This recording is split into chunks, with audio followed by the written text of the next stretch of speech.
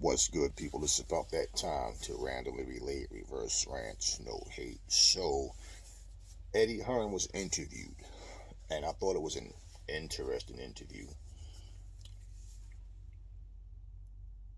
He's asked about the fight, of course, with Anthony Joshua and Fury. Now, Eddie Hearn basically said the same exact thing I said, which is where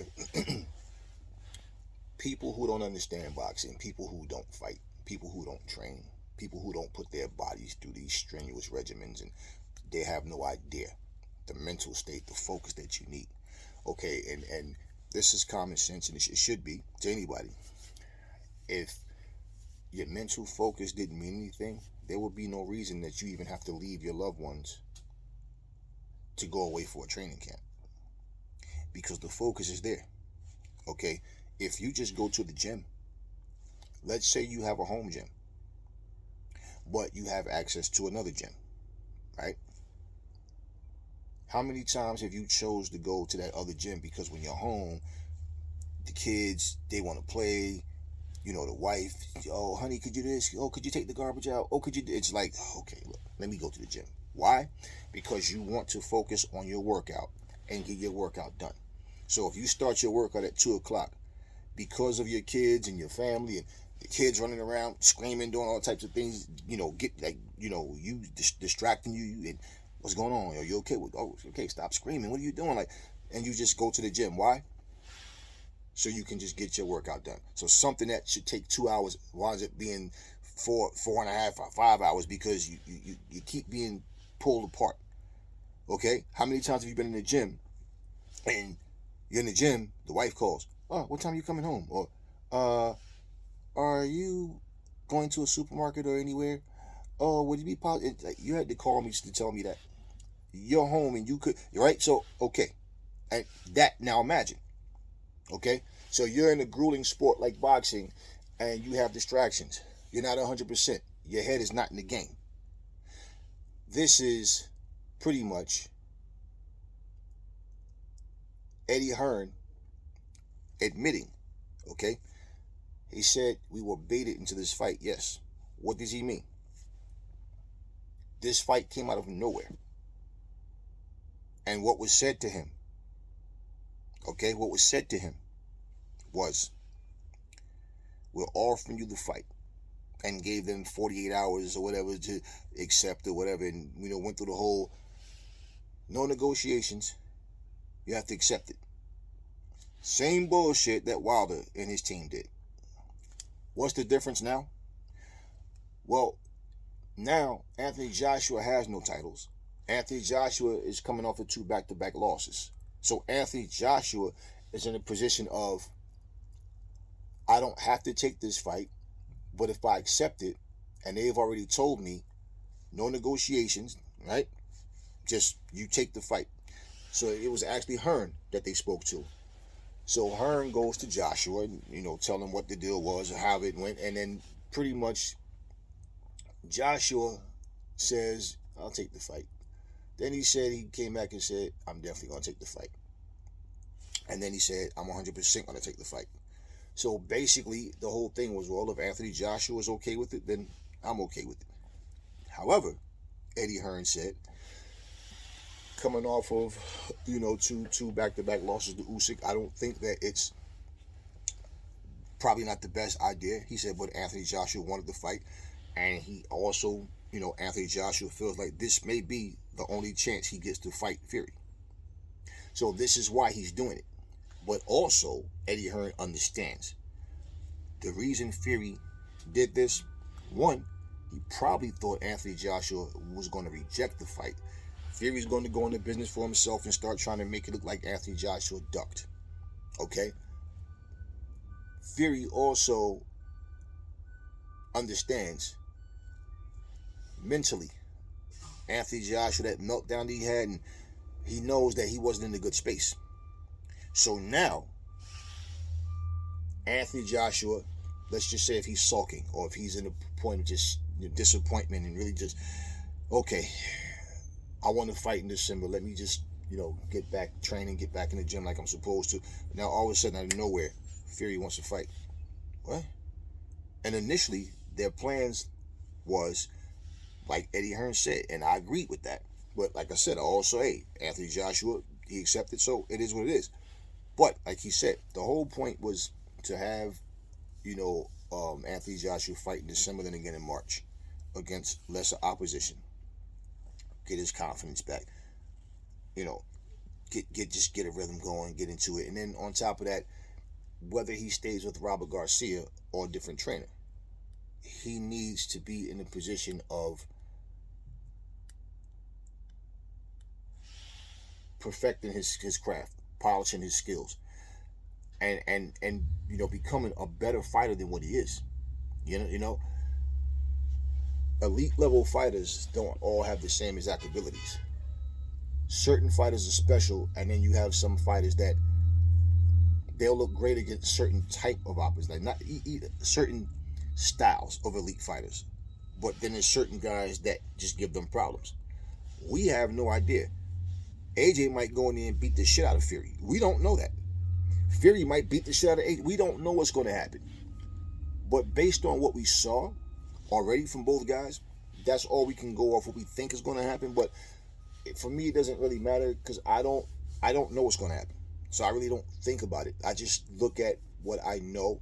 I see these guys do and how the fight could play out, but that's neither here nor there. It doesn't matter. But this is what I was telling you guys. For you to, and understand, what was the big fear that people have for AJ? Having Robert Garcia in his corner. Along with the fact that Robert Garcia is the one who said he was broken and can't be fixed. You can't fix that. But then he becomes his trainer, right? Well, how many people said he hasn't been with Robert long enough? He's not going to have enough time with him to beat Usyk. So now if AJ is going straight into a fight with Fury, with another trainer, it's like, damn, AJ, what the fuck is, like, what's going on? His ass better be ready, because he accepted this fight. Okay? And he could have basically told Usyk to go screw himself. I mean, not Usyk fight. He could have told Fury, man, go screw yourself. You're not going, look, I lost 2 fights to the best heavyweight boxer in the division right now. I'm not desperate, though. I'm not going to be forced into accepting shit from you. When I had the titles, when I was the champ, I was fair to you. You want to try to bait me in some shit and try to make it look like I'm ducking you because I have other plans. If you really wanted to fight me, you would have did it when we was offered. We signed the contract then. And like Eddie said, that was different for them because they signed it, sent it over, and all they was waiting for was Fury.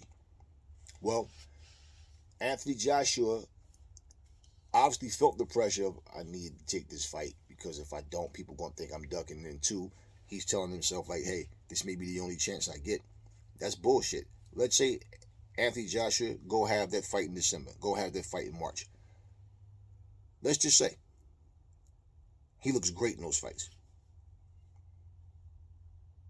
People are going to want to see him back in there with somebody, Wilder. And they said that they wanted to, after those 2 fights, they wanted Dillian and then Wilder. That's what they were looking at. Well, if Fury sticks around, stop playing these I'm retired games, stop every time, just always trying to something different with him popping up in the WWE and, make his little timetable to try to make things so comfortable for himself. Because, like I said, when you're that confident in yourself, you don't need advantages. But bottom line is, maybe the fight would have or wouldn't have happened later. Who knows? Doesn't matter because it's supposedly going to happen now because as of now, no contract still wasn't signed. But just the simple fact that Eddie Hearn understood. Listen, anybody, I don't care how, and the thing is, what people need to learn is to lose their hatred and need to lose this fanboyism and use common sense. No one, okay? No one. Aries doesn't fear anything or anybody. No one, not even myself. It would make 0 sense for me to give someone a contract and say, you have 48 hours, take it or leave it. No negotiations. Take it first. Then we do the terms. No one does that unless you're trying to get some type of advantage. And that's whether it's financially, whether it's the mental aspect of it or whatever, just trying to, put that pressure to, oh, yeah, I'll take it, okay. And basically, they might not agree to your terms. You understand? They might not like your terms, but you agreed to it. No one does that. Just like we blasted Wilder for doing it. Now, this is what Fury did. Okay? But the difference is Anthony Joshua feels like, okay, I'm in a position now, I need this fight. Well, at the same time, yeah, you give him credit because Anthony Joshua's always showed heart to fight the top guys.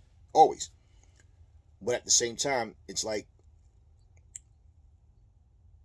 that's the mindset Fury wants him to have. I have to take this fight. I'm forced into, I have to, right? I might blow this chance. That right there, okay? You're trying to, in here. That's what that was about. And also hoping that, yeah, he's vulnerable. He's like clay. I can just mold him the way I want to. And I don't think that Fury thought Anthony Joshua was going to accept, because after he accepted the terms, then all of a sudden, you have until today. It's like, what do you mean? He said he accepts the fight, but then you're saying he has until today, and then the next day, you have until today. And then I think after that, I think it was Thursday when Queen Elizabeth II passed, and then so that it was a couple of days where you didn't hear anything. But at the end of the day, Hearn got it, and this is what I've been saying. It's easy to say, oh, he has to take this fight, or he should. You gotta, it's up to him, and he accepted. But you gotta understand, it's his career. It's his career. Now, if he loses this fight, like Eddie said, they're gonna continue to do what they set out to do in the first place. But the mindset that you have to win a fight, you know it when it's there. The mindset that you have for anything, if you doubt yourself, you know it. If you're confident in yourself, you know it. As I stated in the last video, I believe that one of the differences in this fight will be his dislike for Fury and Fury's dislike for him.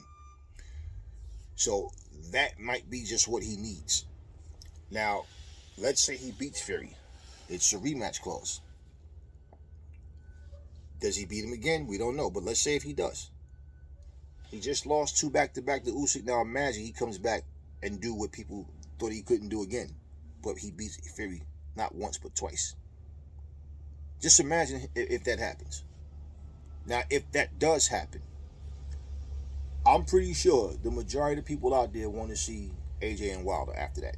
Should Wilder get past Hellenius and whatever else happens after that, because he's saying if he beats Hellenius, he wants Ruiz.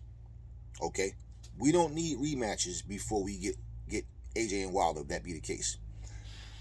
And not only that, Wilder always talked about how the green belt is the only belt that matters. Those other belts don't matter. Okay, so if AJ is walking around wearing that WBC green belt, you should want it. Now, he claims, I still want to whoop that ass, right? So this is the whole thing. Now, everything that happened, the Usyk loss and all that, it happened, but life goes on. You don't live in the past.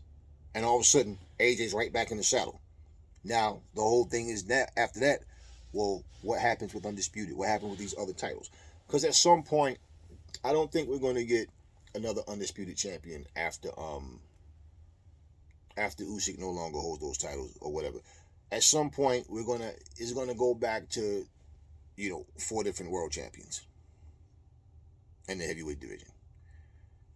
And pretty much, if the mindset of the fighters are not to unify, then we'll be back to the same, I'm the best heavyweight in the world. No, I'm the best heavyweight in the world. No, I'm the best. Okay, but you stay over there, I'm going to stay over here. We just beef on Twitter. We beef on Instagram and Facebook and whatever. But, yeah, that and pretty much is back to the same sucky situation, which is why Anthony Joshua was like a breath of fresh air in the heavyweight division, because he was the only one that cared about unifying the division. So, hopefully the right thing happens and the fight goes on. Now, who wins? That's yet to be seen. But I will say, again, for everybody that's counting AJ out, like I said, it's funny how Fury has all this to say about him, but notice he threw that rematch clause in there. Just in case, right? How could you possibly lose to a guy that's not elite and that's mentally weak and just a bodybuilder? Regardless of who you want to win, this is a fight that should have happened a long time ago. So if it actually materializes and it does happen on December 3rd, like the plan is supposed to be for, then I'll say this. If Fury wins the fight, it's not about making excuses for Anthony Joshua or anybody else. You accepted the fight. But if it comes down to the simple fact that Anthony Joshua just is not in the right situation, my whole thing is, for me, I can't feel good about something knowing I didn't beat someone at their best. That's just the way it goes sometimes. But what I'm saying, it's even one thing for a fighter to come into a fight injured and you have no idea. I mean, shit happens. Because the same thing, I could be injured. But what I'm saying, for me to strategically know, just calculate, this dude is not right. He's not ready. He's not ready. I think now's the time to fight him. Versus, he's ready. Okay. It's going to be an honor to share the ring with him. Different mindset. Completely different mindset. I respect that. I don't respect someone trying to take advantage. If Anthony Joshua was doing the same thing to somebody else, I'd be saying the same thing about Anthony Joshua. There's no, I'm just saying it because I like Anthony Joshua, but that has nothing to do with nothing. It has nothing to do with anything.